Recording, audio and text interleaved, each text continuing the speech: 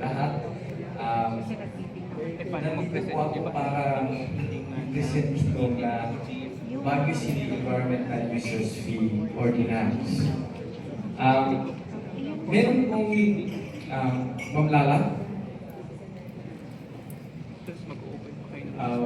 bago natin i-present or while we are presenting, meron parang 3 questions lang na survey. Pero siguro, as you, pag na-explain natin, pag-comment lang tayo kung sa parang survey forms para alam namin kung ano ang feedback nyo dito, ano yung suggestions nyo sa Environmental Users Fee Ordinance.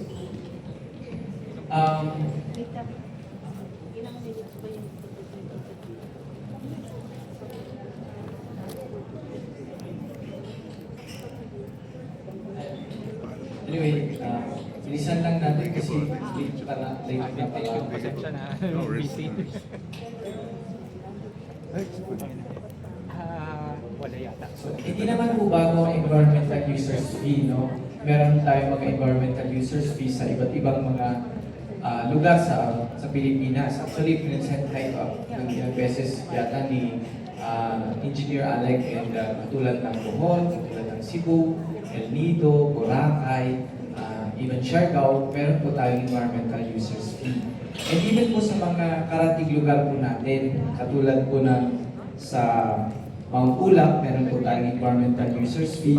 Iba po yung babayaran natin na environmental users fee sa DENR, iba din po yung babayaran natin sa munisipyo, iba rin po yung babayaran natin sa barangay. Meron din po tayong environmental users fee sa LGU, sa barangay ang Pukaw, sa Itogon, bago ka umakyat ng Mount Ulap, may 100 pesos po na environmental users fee yun. Meron din po sa Atok, sa may Northern Blossoms, may in-impose po ang LGU na environmental users fee na 100 pesos. Sa La Trinidad, sa Mount Yangpung, meron pong 60 pesos na entrance fee / environmental users fee. Meron din pong environmental users fee sa Tublay. Actually, nung ginagawa po namin itong environmental users fee, hiningan po kami ng kopya ng environmental users fee. Nauna pa silang naipasa yung kanilang environmental users fee. So when you go to Bayokbok Falls and sa Asin Hot Springs sa Tublay, meron pong environmental users fee na 100 pesos din.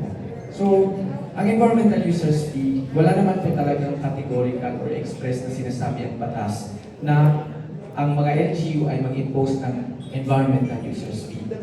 Ngunit base po sa kapangyarihan or culled from the Constitution, yun po yung naging basis ng ating LGU to the right of the people to balance and healthful ecology to accord with the rhythm and harmony of nature. Sabi niya gano'n, and nakalagay din sa Section 5 na ang mga local units, local government units have possess the autonomous power to create sources of revenue.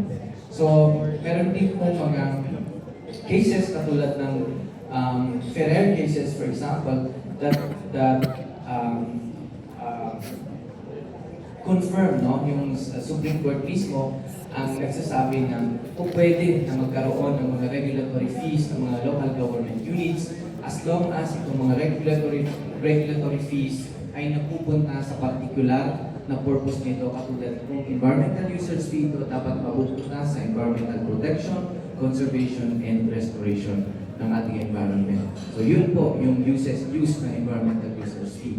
Kung mag-deviate ang local government doon, halimbawa, ginamit nila on other purposes like building a multi-purpose hall, mga ganon, hindi po pwede yun.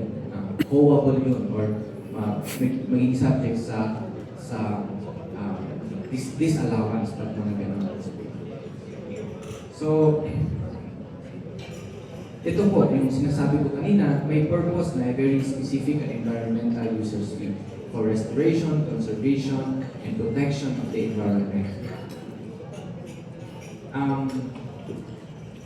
Sa ating itong nakalagay dito, ito po yung mga purposes na nailagay doon sa proposed ordinance natin. Ito, una, to address environmental degradation and urban strain. Ini-impose ang EUF sa mga tourists. Okay? Sa mga tourists lamang, hindi po sa mga mamamayan ng Baguio, hindi po sa mga lokal ng Baguio. At ini-impose po ang environmental users fee hindi dahil sila magbabayad doon sa mga environmental degradation ng mga lokal, kundi contribution nila yon sa environmental degradation or footprint nila, okay, na idinadagdag nila sa mga locals. Yun ang ibig sabihin ng regulatory fee purpose, no? So it's not to replace yung current na budget ng city for environmental causes or for environmental program, projects and activities, pero para magkaroon sila ng contribution dahil tuwing nagkakaroon ng turista ay nagkakaroon ng increase sa mga capacity, sa increase sa waste, for example, sa solid waste, sa liquid waste, etc. Sa katunayan, for example, nasa amin ang liquid waste, no? Liquid waste system or yung wastewater system natin, no? Kapag peak season talaga, umaakyat ang ating water inflow o yung effluent natin ang tinatawag. So, instead na nandun lang tayo, naglalaro lang tayo sa normal na mga araw, sa lean season, naglalaro lang tayo sa 5,000 to 6,000 cubic meters per day. Tuwing peak season, mga bare months hanggang May ng susunod na taon, umaabot actually tayo, nagpipeak tayo hanggang sa 10,000 cubic meters per day. Especially during noon is panagbenga season, and then lately tumataas ang ating Christmas dahil doon sa mga activities natin during Christmas. Medyo matagal-tagal din po yun. So, yung environmental users fee ang pupuno doon sa mga additional strain sa ating environmental resources. Okay, environmental resources dulot ng presence ng or increase ng tao dito sa Baguio, itong mga turista natin. Okay. So, it should support ecological conservation and infrastructure. Marami po sa mga hotels dito nakareceive po ng sulat mula sa opisina namin. Again, sinasabi ko po, hindi po yun kagustuhan namin na, gusto kong magsulat sa mga hotels, mag-require sa kanila ng mga STP. Hindi yun ang, hindi namin kagustuhan yun. Yun ay mula sa order ng direktiba ng DANR dahil nga yung ating STP ay bumabagsak na. Lately lang po, noong June 30, nung nagkaroon po kami ng assessment ulit, bumagsak pa rin tayo. Kaya po baka po iaakyat nila sa Pollution Adjudication Board yung ating violation na yun. At baka magbayad ang city ng around 25,000 pesos per day per violation up to 500,000 per day per violation. Per day, based on sa total na violation. So yung EUF natin, gagamitin natin para sa pag-rehabilitate ng ating mga infrastruktura na may patungkol sa environment, katulad ng ating STP, sewage treatment plant, septic treatment facilities, pwede rin po sa tourism carrying capacity management, mga ganun po yung paggagamitan. Yan po. Promote sustainable and responsible tourism. Kaya focus po tayo sa sustainable tourism kasi kung gagamitin lang natin, for example, ang EUF para sa, halimbawa, pa-events natin for the tourists, hindi po pwede yun. Kailangan ang mga project, ang paggagamitan natin ng EUF ay may patungkol sa sustainable tourism. So for example, mga digital platforms para sa ganun ay ma-monitor natin ang carrying capacity ng ating city vis-a-vis yung number ng tourists ng city na given time. That is a possible project or program for EUF. Enhance urban regreening and heritage preservation. Okay. So actually, katulad po sa ngayon, wala po tayong EUF pero meron po tayong entrance fee sa Botanical Garden. Ang reason po kung bakit meron tayong ginagamit ngayon sa pag-improve ng Bayan Park, pag-improve ng Aguinaldo Community Park, yung i-improve ulit natin na Mines View Park, galing po lahat yun sa collection ng entrance fee ng Botanical Garden. Kasi po yung entrance fee ng Botanical Garden ay hindi pwedeng gamitin sa ibang mga bagay kundi para lang sa mga maintenance and projects na may kinalaman lang sa pagde-develop ng ating mga parks, pagde-develop ng ating mga open spaces. So ganun din po yung paggagamitan ng EUF. Okay? But on a broader or bigger picture ng bigger problem, bigger issues ng City of Baguio. So, i-skip ko na po yung mga declaration of principles and policies. Alam po naman natin yung mga role ng gobyerno. Okay? So, establish shared finance responsibility and financing. Ito nga, yung sinasabi natin kanina na contribution ito ng ating mga turista para sa pagpapanatili ng ecological system dito sa Baguio. Yan. So, dinefine po natin dito sa environmental users fee na meron po yung PDF dito, pwede nyo pong i-access, pwede nyo pong kunin yung proposed ordinance dito para makapag-comment po kayo at mag-submit nyo po sa tourism office yung inyong mga comments. No? Dinefine natin yung tourism accommodations at katulad ng sinabi ni Sir Alec kanina, in-expand natin yung definition kasi meron na ngayong mga digital platforms ngayon. No? So they too are covered by the so-called accommodation establishments. No? Now, we also, nasa ordinance din po yung pagka-clarify kung ano ang isang resident at ano ang isang tourist or visitor. A Baguio resident is a person living in the city for at least 6 months and with valid proof, whereas a tourist or visitor refers to any non-resident entering for leisure, business, or education, whether nag-accommodate siya sa hotel, resorts, transient homes, through Airbnb, tourism enterprise, private homes, etc. Okay? Again, yung ating environmental users fee ay hindi pang lokal. Okay? Hindi po magbabayad ang locals ng Baguio. Ang turista lamang ang environmental users fee. Okay? Nakita ko po kasi sa Facebook nung pinost, dami-daming nagko-comment ng mga locals na magbabayad na naman ang mga locals. Hindi ka po turista kung taga-Baguio ka. Okay? So, kanina na-explain kanina sa inyo yung bisita. Yung bisita na yon ang gagamitin ng ating primary.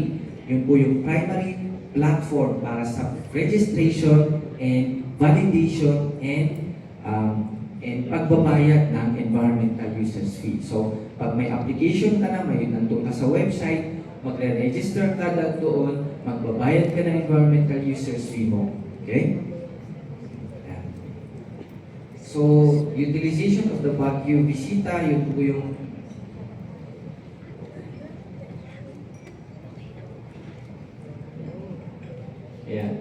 So, yun po yung digital platform na gagamitin ng city. Nakita nyo naman kanina kung paano in-explain yung Visita. So, i-integrate lang po natin yung payment ng EUF doon sa digital platform na ito. I think aware na rin kayo sa mga ganito, di ba? Yung usually even payment of, halimbawa, magbabayad ka ng income tax, yung mga gano'n, di ba? You pay via pwede kang magbayad via digital platform, via etc. Okay, so parang ganito din po sa system. Ready na ba ang bisita na magkaroon ng payment doon sa van? Sa ngayon, wala pa yung mismong payment center doon sa bisita, but once na ma-approve ito ay may ilalagay ng ating mga IT professionals yung payment sa through Visita. Yeah. So, para din sa real-time data monitoring, etc. Ito nagiging issue ito sa Facebook. Nakita ko itong tourist first aid. Kaya sinama ko dito. Hindi po, okay. Ito po ay binigay po ng CIESA. Okay? Tatlo po ito. Actually po, hindi po talaga Baguio ang beneficiary nitong tourist first aid. Pero, dapat po para yan sa Siargao, para yan sa Boracay, para yan sa El Nido. But these provinces, nung kinausap sila ng CIESA, hindi po sila ready kasi wala po sila command center. Kasi ito po ay nakakonekta sa command center. Kaya po, ay noong kinausap nila si Mayor Benji, ay meron kaming command center. Chinek nila yung command center, ay meron pala. Kasi meron pa pong mga software component ito, meron pa po itong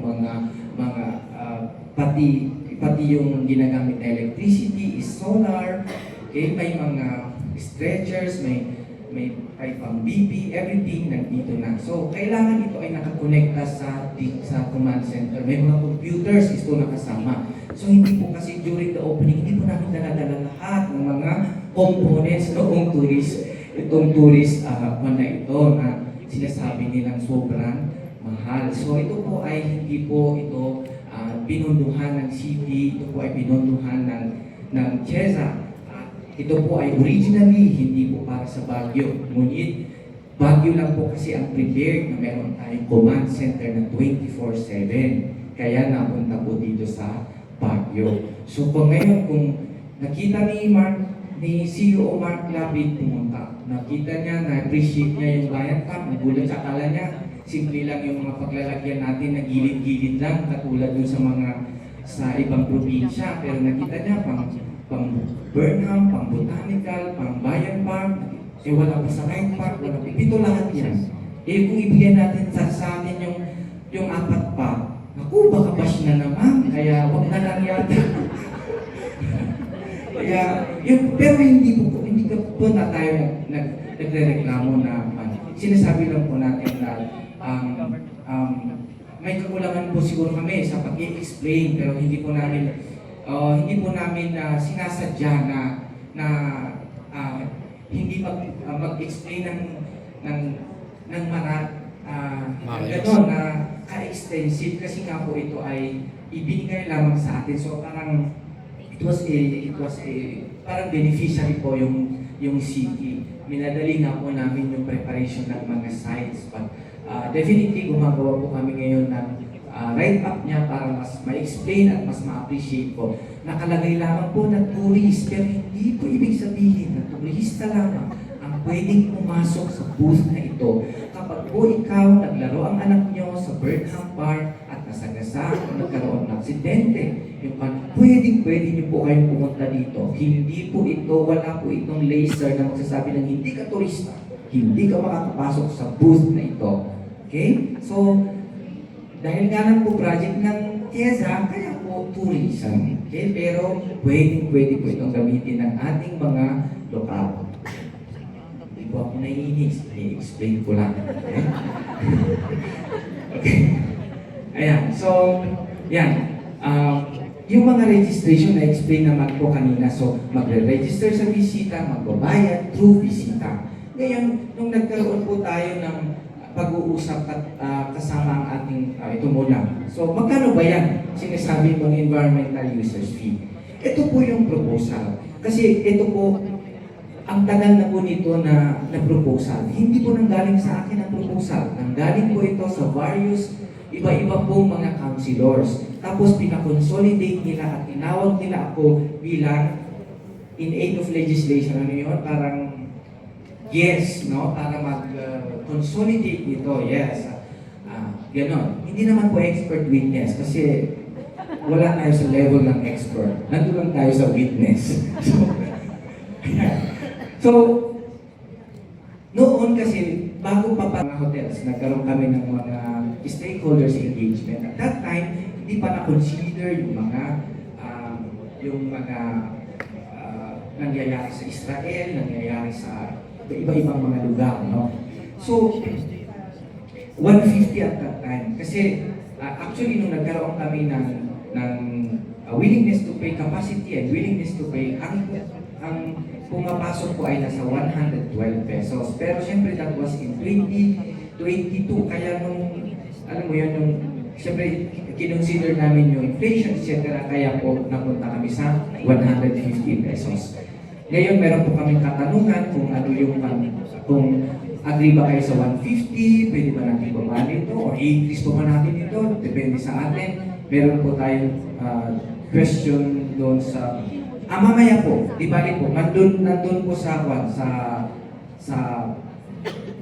pinipare ng ating secretariat na Oo, online na, para recorded lahat ng mga comments ninyo, okay? Ay, yung duration of coverage, so 7 calendar days. So good for 7 days po ang inyong EUF. Pero paano pag 1 day ko lang? Pwede bang pro rata? 1 day ko lang eh. Hindi, pwede yun. Na fee is generally non-refundable to ensure administrative stability, with exceptions granted only for documented system errors, duplicate payments, or unauthorized transactions. So, basta pag nagpunta ka ng Baguio, 1 day mo man or 7 days, 150 pesos yung babayaran ng turista. Okay? Sige. Again, kung kayo magulat sa 150, pwede natin pag-usapan yan. Okay? And then, verification requirements, visitors must retain their official receipt.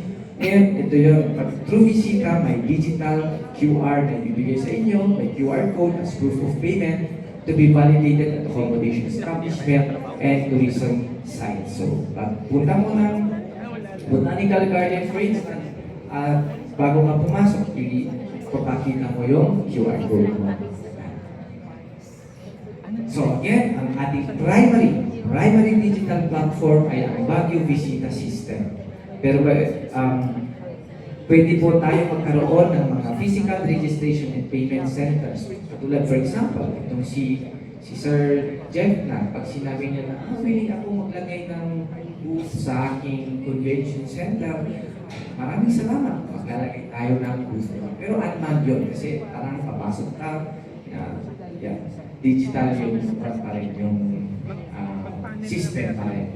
May physical booth, and then integrated financial system. The ordinance authorizes the use of diverse electronic payment systems, including digital wallets and banking facilities. So pwedeng yung bisita natin in the future, ma-integrate siya with GCash, with Paymaya, with anything, Apple Pay, etc. And then, ito yung sa entrance fee. Pero during discussions with council, hindi na sila, gusto nila, may mga nagsabi na separate pa rin. Okay? Pero, ang iniisip kasi natin, parang, mas gusto kasi during, nagkaroon kami dati ng parang survey, mas magaan sa loob ng turistang magbayad ng environmental users fee kaysa sa word ng mga tourism fee or entrance fee, gano'n, di ba? So parang ito sana, pag pinasa natin itong environmental users fee, ito na yung fee na gagamitin nila pag pumasok na sila sa Mindsview Park, na ayusin ko natin this year, yung Mindsview Park, o kaya yung Dominican Hill, yung Heritage Park, yun. Parang yun na po yung in lieu of the entrance fee, yun na po, EUF na po yung babayaran nila. Okay. Pero may mga special, pero syempre ito pong ating yung mga entrance fee ng private, syempre hindi po covered yun. So pag pumunta po kayo ng Stone Kingdom, magbabayad kayo pa rin ng entrance fee ng Stone Kingdom and yung EUF na receipt. And then syempre, pag nawala na yung mga entrance fee ng Mindsview Park and yung Dominican, kailangan may portion pa rin yung amount pa yun na papunta pa rin sa maintenance para ma-ensure pa rin natin yung maintenance ng mga parks na yun. And then, okay, nagkaroon kasi kami ng parang initial discussion with lalo na yung mga tour operators and mahirap sa kanila na sinabi, hindi na kayo yung magsisingil sa kanila, tapos kayo pa yung mag-accounting, magbabayad sa City Hall. Wala na yun. Okay, so, i-assist nyo lang sila, i-facilitate nyo lang yung registration, ituturuan nyo lang sila. Kung hindi sila marunong gumamit ng bisita, ito po, paano po mag-open ng bisita, paano po magbayad ng environmental resource fee. And then, ito lang po ang kakailanganin natin. For example, anong tawag yung sa baba? May reception. Halimbawa, sa reception ng mga hotels, merong pwedeng nakalagay doon parang sa Malaysia. Ganun yun, di ba? May nakalagay doon na parang logi.